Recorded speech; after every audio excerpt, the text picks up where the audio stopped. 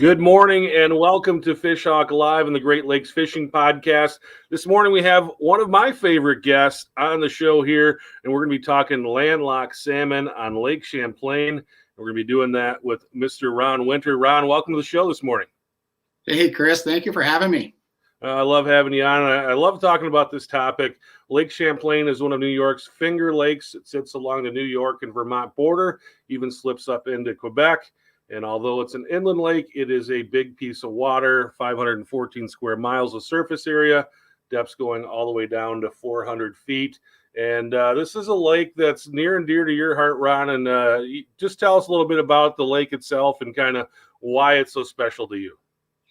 Well, I think what makes it most special is, the geography of it, for instance.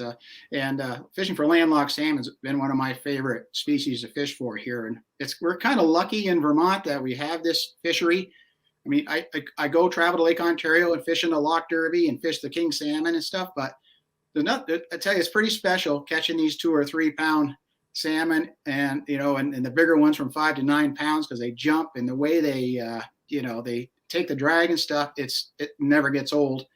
But back to the geography of it, Lake Champlain, we have a lot of advantages here that we can fish late in the year because it narrows on one end and it's almost 400 feet of water. So the access stays open until middle of January, late January sometimes, and it opens up early in March. So it gives us a lot of opportunities to fish in the late fall into the winter. So you're fishing into the winter, and these are times where most people have their fish or their boat winterized. They're putting it away, and you guys are headed out there. Tell us about the fish. Now, we're talking landlocked salmon. What is kind of the subspecies of fish that you guys are chasing when you're out there? Well, we also catch a lot of lake trout, and they help bend the rods when things are slow waiting for a landlocked bite at some days. And occasional steelhead or rainbow, and once in a while a brown trout. So, cover 4 different of the cold water species. These are Atlantic salmon that are in Lake Champlain, correct? Yes. Yep. These are Atlantic salmon. So Atlantic salmon, and your season, you guys kind of say that the start of it is November 1st. And when I say you guys, you're part of a group, and I almost kind of, the way I see it, and I've watched some of your videos, it's kind of like, and don't be offended by this, but it kind of looks like grumpy old men, but on open water instead of the ice. Well, that's a pretty good one. There's a lot of older guys that do this, and a lot of us been doing it for 30, 40 years. And in fact, Randy Coulomb started this in 1977, Chris, and he had a job where he couldn't take off in the summer and spring and fall to go fishing, but he had to take his vacation in November, December, and January. And he started this whole thing back in 1977. Randy, I think, is in his early 70s now, and he kind of mentored us. And through social media and, like LakeChamplainUnited.com, people spread the word quickly. We started 15 years ago, and we got quite a group now that do this, but I think grumpy old men is a great description. It's a big group of folks out there, and it looks like you guys are used to kind of sharing the water with each other and kind of just some interaction between boats. I kind of get a kick out of watching your videos with it. We talked about Lake Champlain being a big piece of water. What are kind of the areas of the lake that you typically target when you're out there this time of year chasing these salmon? Well, we target the lower third of the lake if you're looking from north to south. And the reason being, a lot of the salmon congregate down there and lake trout this time of year, and it affords a lot of protection from the winds. We get a lot of wind, northwest wind, south wind, and we can go height out of that wind and still have deep water to fish or shallow water to fish. And you see the temperature is the same from the surface all the way down to 80 to 100 feet. So these fish can be caught some days with 90 feet of cable out in a rigger. Other days you can catch within 5 or 10 feet of the surface and in between. So the big thing is that we got a great place to launch down there, and this is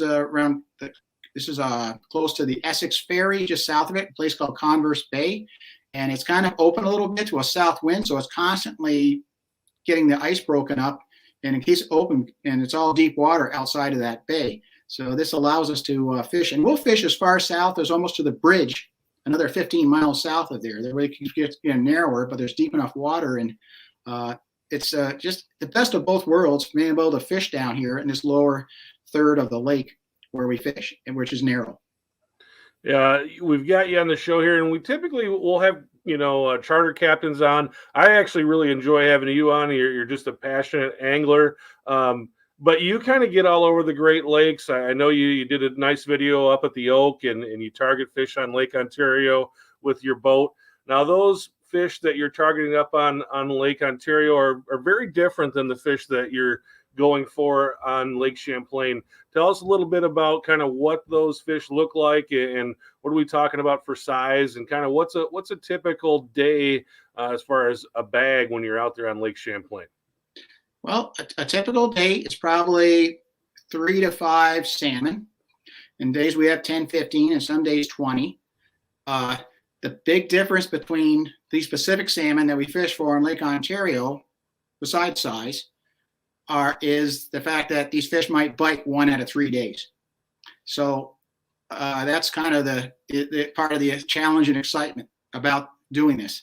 And we have plenty of lake trout to catch in between. So the average size is 2 to 3 pounds.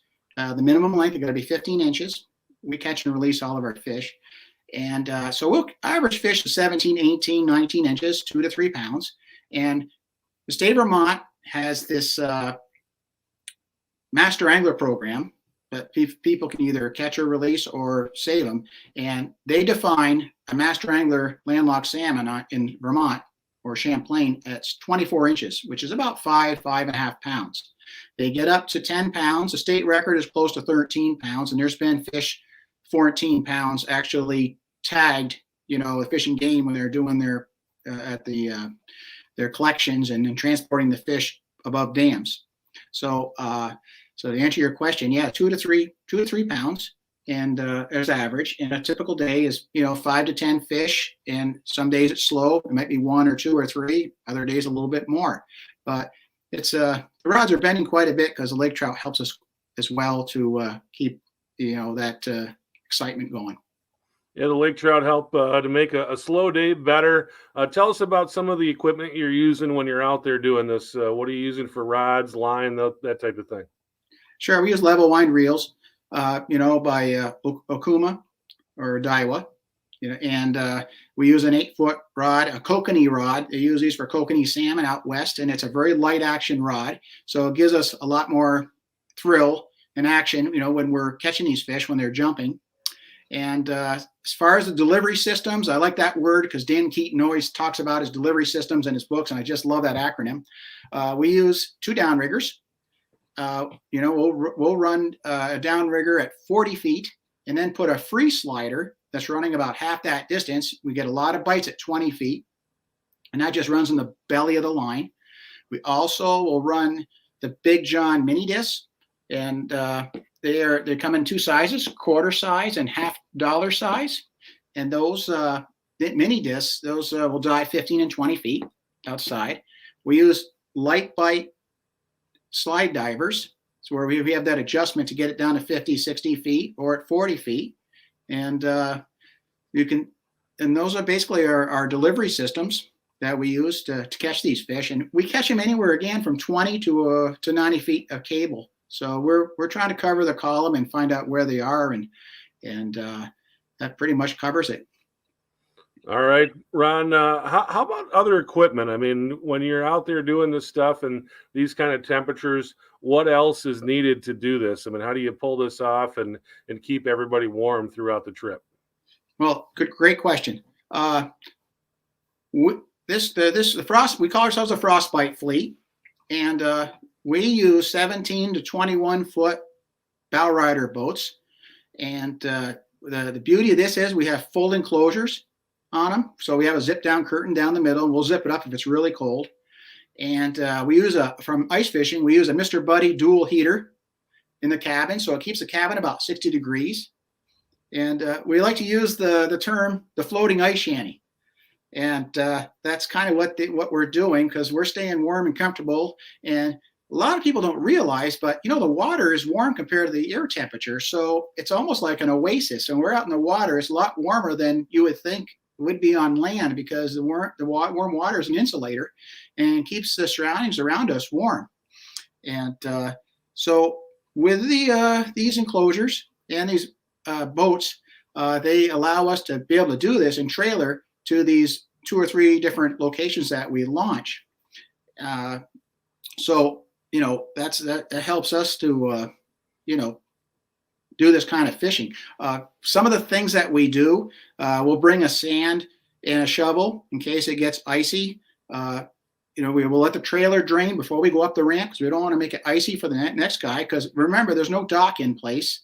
And so we have a system where I load my guests into the boat with a 3-step ladder from Home Depot or Lowe's, and they get in the boat. Then I will drop them in the water. They'll start the boat. They'll go off the trailer. Then I'll go park, and I'll have my hip boots on, and I will actually spin the boat around and climb up on the transom and get in the boat and just shove it off from the ramp itself. And that's how we go in. And when we come in, I'll climb down the side and sit on the bow, or other people can, you can break down your canvas in the front and walk through your windshield to get out of the boat. Many do that to land it.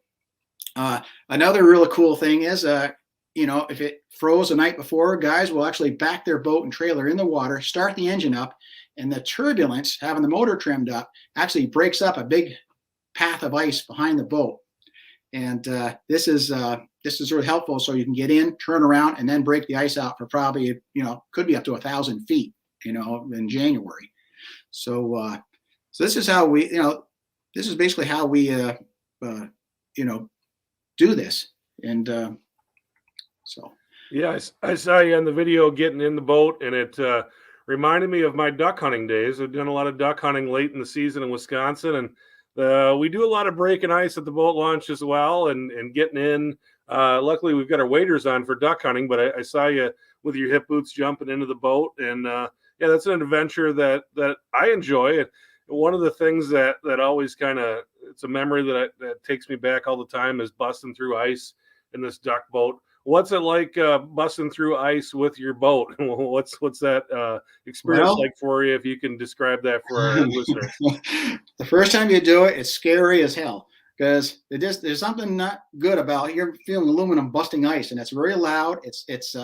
There's some guys that'll actually, I've got video of guys busting an inch of ice. And let me tell you, that makes some serious noise with their 17-foot aluminum boat. And you go real slow, and it's kind of a scary experience. But we've had other guys, they'll go out when I don't recommend this, 10 degrees. When it's 10 degrees, and there's all kinds of waves and fog on from the cold, and they literally had their windshields froze from the waves, and they literally had to use their GPS to get back to the ramp because they couldn't see through their windshield. So I don't recommend this, but we pick days that are above 30 degrees, sometimes 25, and in this calm. And so to avoid some of those, situations, but, I'm a duck hunter, and like you said, it just reminds me of duck hunting. We share the launch with duck hunters till almost Christmas, and they see us and we see them and say hi to them, and it's definitely a camaraderie type of experience. Yeah, that's one of those things too. If someone shows up who's not into that, they look at all of you guys and think you should all be in an asylum because you're crazy for going out on the water at that time of year.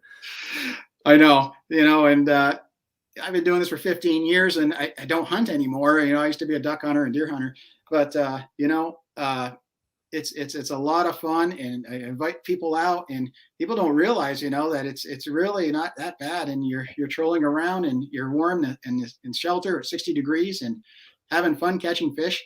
And yeah, there's a lot of people think we're crazy. We got a question that came in from Facebook here from Jim Lemon. Jim wants to know what you do with your boat after the trip. You have indoor storage to keep things from freezing up. Yeah, that's so true. I have a detached garage. I keep the boat in. And, other folks have used like those Costco shelters. They'll use those. Others will build a semi-open shelter and stuff. And one of the things that some of the guys run into, if their bunks freeze because it's outside and that water is freezing the carpet on their bunks, they'll put bunk slicks on the bunks so the boat will slide off. Because if they have a fiberglass boat, or that this carpet gets wet and then it freezes. So with those plastic bunk slicks, they don't have any trouble. But a lot of guys have just keep them outside as long as they're covered from snowfall. We had one guy, Chris. He used to keep his boat at one of the marinas. He was the only boat there, and he would take one of those leaf blowers and blow the snow off his boat from the previous night's snowfall. You got to do what you got to do to get out there this time of year. You talked a little bit about rods and line and everything, but how about the business end? What are you using as far as lures, and what are you trying to mimic while you're out there? Okay, if you can see this, we have alewives and smelt. Okay, in Lake Champlain, these are 2.5 to 2 3/4 inch lures, and I'll point here. These are Michigan Stinger Scorpions over here, and over here are Crazy Ivan spoons. Blue Moon's one of our favorites. The Phantom. This is a Twin City. Here's a couple black and purple. This is good down deep when we're done in 70, 80 feet. This is kind of a generic spoon. Honeybees in these colors. Orange and copper and pink are very popular, and silver. And over here I have Speedy Shiners, which is like a moose look type spoon. So this size, we don't really run big lures like we do in Ontario. And we catch some really big fish on these 2.5, 2 3/4 inch lures. So those are the spoons that we typically use. And I just wanted to show you a couple of the Big John mini discs. You put them out 100 feet. There we go. See if I can do this without glare. That's the small one right there, and that's the bigger one. It's kind of hard to see to tell the difference, but you put them back 100 feet. The bigger one dives 20, and the little one dives 15 feet. And again, back 100 feet, and I have an 8-foot leader on them with a ball bearing swivel, and those work very well. Earlier in the show, Ron, you said that it seems like about 1 out of every 3 days the bite is good. Have you guys kind of figured out any kind of pattern to try to figure out why one day is better than the other, or how does it seem quite random to you? But what have you guys have figured out over the years on why one day is better than another? Well, it almost kind of mimics even fishing in general. I mean, we look at the moon phases, as far as the cylinder tables. That helps. Approaching, weather is always a good bite before the day or hours before it hits. When you get the low pressure coming in, high pressure systems, we struggle. We try to look at the weather and we also look at where the wind blew, the day before, and determine, downwind and where the bait might be. But it all seems to target where the bait is as well. If you can find bait, there might be fish around, and there might not be, or they might have lockjaw. But we look at a lot of these variables and try to narrow it down to a better choice. But and then there's some days you can throw the sink at them, and after 3 hours, I just say, you know what, let's come out another day, and say, I can't say uncle on it, because that's just the nature of them. And some days they can be really frustrating. But I guess that's what makes it so appealing, catching these fish and watching them jump, like the video you're showing of our January 15th last year. And once you get a fish like that on, it just keeps you coming back for more. And is that something, you call it the frostbite fleet? You've got a big crew of folks out there with different boats. You kind of all get together and try to run some different programs to kind of figure out what they are. And then do you communicate with each other and kind of what's working? How do you work as a team, or do you even do that? We absolutely do that. And that's a great point. We share the water with other people. So we use the buddy system. So we'll share with our cell phones, we'll be texting or making phone calls, and sometimes on channel 68 on the VHF, the old fashioned way. But we will share information with each other because it is a demanding type thing. And that time of year, it's safety in numbers. So and also Lake Champlain United, we'll share information on there. If somebody caught one at this depth and that color and this, and we try and mimic, what was successful for other people. So there you'll find that there's a lot of sharing going on, and this helps fill that void. All right, you had an interesting experience recently. We're gonna show that video right now. We'll go back so everybody can get a chance to see that. But for those who are listening to this and not viewing it, what's happening here? Well, we're bringing this little rainbow trout in, and all of a sudden this eagle comes out of nowhere and swoops down and tries to pluck it out of the water, and I was just totally stunned, And so there was two of them. A second one showed up, so we got another video of the second one coming by a little higher, and we were just like, wow, this is really cool. So luckily I had my GoPro on because we were filming, netting these fish, and out of nowhere this eagle comes. So yeah, once in a while you get another adventure and something maybe you don't count on it again. That's kind of the beauty of doing something that a lot of other people aren't doing, is you get to witness a few things that maybe other people don't get to see. And that's the bonus of it. And fishing for us November 1st till the middle of January and back out in early March, mid-March. We really have the water to ourselves, except for some duck hunters in the fall. And it's quite a camaraderie, and the group has grown to probably 15 or 20 boats, that participate in this. Well, one of the other things that I think men in general like is food. And tell us how you guys sustain yourselves out there while you're doing this. Oh, this is great. Yeah, there's guys that have these stainless steel grills. And of course, we have track systems on the side of our boats for our rod holders, our downriggers. Well, some of these guys have, an adapter for their grills, and you wouldn't believe they have deer.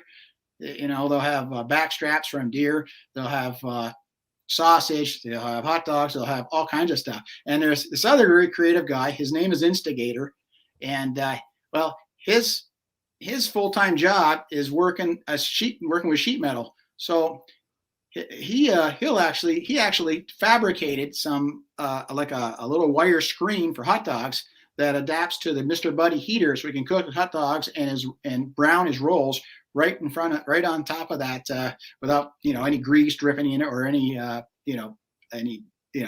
a safe distance, and it's really cool. Yeah, it's good to know that you guys aren't wasting away out there. We don't want anyone emaciated while they're trying to catch some fish. Ron, it was good to talk to you as well once again, and I really appreciate you coming on and doing this. Look, we got one more question from Jim, and we'll pull this one up. Jim, how do the downriggers handle the freezing weather, and does the wire ever freeze to the spool? I don't, we were out one day when it was 10 degrees and I didn't see it really freezing or causing it not to work. But what guys will do is they'll put their covers on their downriggers when they're going out and coming back, because what happens is the water spray from the boat, if you're hitting waves, will freeze the downrigger with ice, encase it in ice and everything. So they'll put covers over their downrigger to prevent the icing of the motor and the display or any parts of it itself. But the only time that you run into trouble is probably in the spring or something. But you're going along and you'll see a sheet of ice, and the downrigger cables don't like to go through the ice. That'll get your attention, I'll tell you. Well, Ron, I appreciate you stepping in. We had another guest that had to kind of change the schedule, and you kind of jumped in here to fill our show this week at a moment's notice, and we really appreciate that. Is there anything that I didn't ask you that you wanted to bring up and talk about today, Ron? Well, I think what we're doing here on Lake Champlain between Vermont and New York is pretty special, but I'd like to see more people try it on the Great Lakes. You look at Richard Hajecki, if I pronounce his name correctly, a crazy Yankee sport fisherman. He bought a 21-foot Lund, and he's fishing browns in February and March before he put his big boat in the water. He fishes walleye on Oneida Lake, in November, and others, the St. Lawrence River near Malone, New York, Chaumont Bay, if I'm pronouncing that correctly, near the Thousand Islands, and even the Detroit River. These are all walleyes. And these guys are all fishing in November and catching huge walleyes. So, I'd love to see more people partake in this, because it is very feasible. And once you've done it a few times, you'll say that's no different than fishing in the spring and summer. Yeah, it's real interesting. When people get interested in hunting and go deer hunting this time of year, and they kind of put the boat away, but that's really tends to be when the best fishing of the year is. I know right now in our neck of the woods here in Wisconsin, the muskie hunters are really going wild. This is their time of year to get out there, and it couldn't be better as far as scenery right now. We've got the colors going on up here right now. And we kind of have it too on the Mississippi River. I'm about 10 miles from that. You'll see a ton of guys down in the Red Wing area fishing off the discharges for walleye in February and March. So kind of got the same thing. And it's one of those things, like you said, that if people are willing to step out of their comfort zone and put on a pair of bib overalls and a nice heavy jacket, you can get out and have some good fishing. We got one more question here coming in from Mark Circo. He wants to know if you run flashers or dodgers while you're out there. Yeah, great question. Yeah, we do. There are times that a dodger fly, a streamer, is very effective. A black and purple streamer, they call it a 9-3. That's been our favorite. We'll run it 12 inches behind a 6-inch Jensen Dodger, and it puts a violent action on the fly, and sometimes we'll snag the fish because they're hitting it so hard because that fly is whipping back and forth, that tandem hook fly. And also we will run inline blades to help attract the fish. So it's one of those things that every day is different. So we do employ those into our spread and our delivery systems. But I'm glad that question was asked. Well, if you want to see more about what Ron does out there, you can go onto YouTube, and his channel is Ronald Winter. But I think if you put in frostbite season into the search, you're probably going to find it, or Lake Champlain, any of that type of stuff in the search bar, you'll probably find it. But check it out, Ronald Winter, and he's always putting videos up there, and usually you turn them around pretty quick, Ron. So there's a lot of good stuff on there, and you can kind of get an idea of what's going on at just about any time. Thank you. I try to do it in the same day. I'm usually doing it 2 or 3 hours after we get home. Yep, great stuff. So Ron Winter, really appreciate it, and hope you enjoy your frostbite season coming up here. You guys kind of kick it off in early November, so have fun out there, and hopefully you'll kind of get some people to try out these new things and getting out there in the wintertime. Thanks for having me, Chris.